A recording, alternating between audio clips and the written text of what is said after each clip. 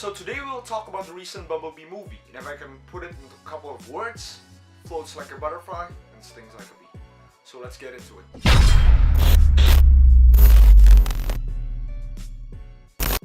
So guys, welcome to the fourth take, and the Transformers franchise is in shambles with shit show after shit show, failure after failure. Age of Extinction, The Last Night, which is so shit by the way.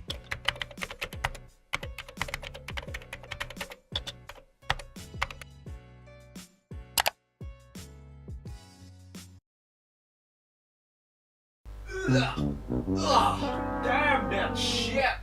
It's imperative that the Bumblebee movie is a successful film to save the sinking franchise. And personally, as a Transformers fan, I've seen enough BS on screen. Bumblebee carries the hope of the Transformers franchise, and if I do say so myself, I enjoyed the film. Seriously.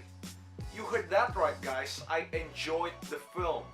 Although there are some flaws, let's first get into the positives. The film stars Hailee Steinfeld and John.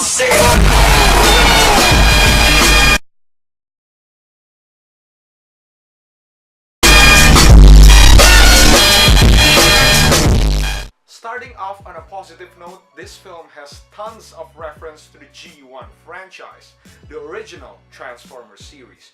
Character designs? G1. Sound effects? G1.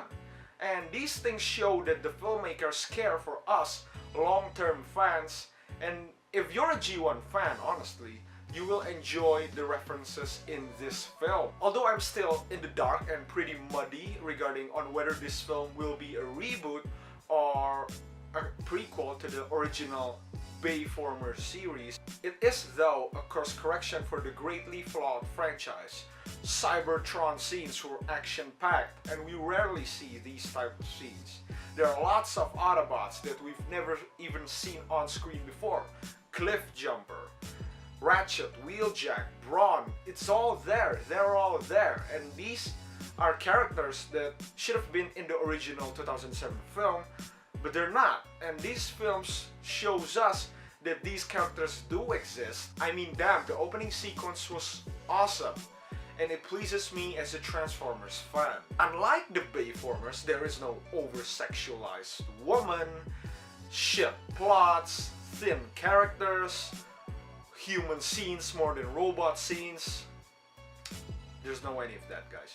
Also, acting from Hailee Steinfeld was pretty amazing. Not Oscar-worthy, of course, duh. Her on-screen relationship with Bumblebee was amazing, honestly. If I could point out a flaw with her acting, there's not much to it, seriously. She's actually quite a believable character and not an annoying character. Kate Yeager! Shit!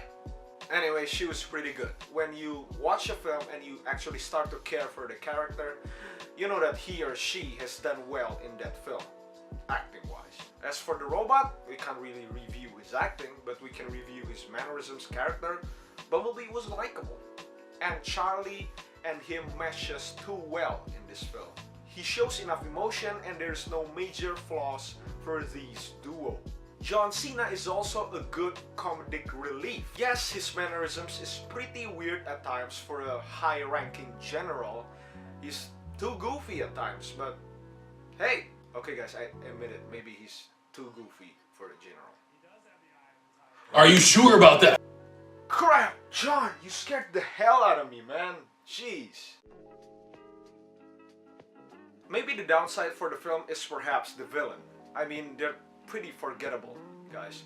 And if I have to say so myself, I don't even remember their names up until the end of the film. I even think that they barely mentioned their name. They should have used more prominent characters such as maybe Shockwave or Soundwave. I mean, they were there in the film, so why not use more prominent characters that are more memorable?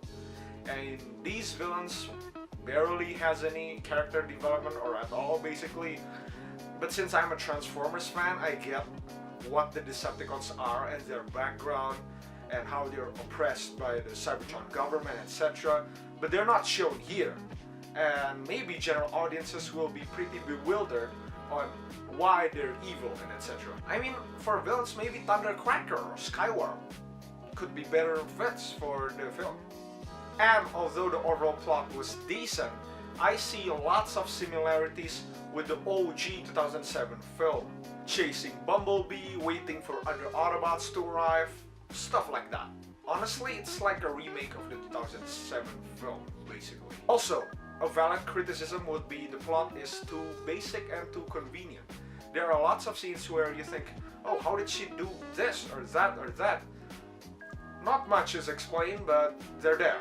Technically, the film had pretty good CGI, although Optimus Prime looks cartoony at times, although I'm not quite sure whether it's the art direction or whether it's just shit CGI. Sound design was okay, I guess. The soundtrack was pretty mediocre, and in Transformers franchises, if you can find anything good, it's usually the soundtracks. Quite wasted potential, really. So, for the final rating of the film, I'll give it a 7 to a 7.5 out of 10. This film shows us that Transformers film can actually be serviceable, unlike the Bayformers. Though the plot is simple and quite convenient, the villains were quite mediocre, and it's just quite a decent story at best. But in the end, guys, the relationship between Bot the human, the down-to-earth story, and the unending homage to the OG series makes us more interested to Transformers film that is to come. Thank you, and with that,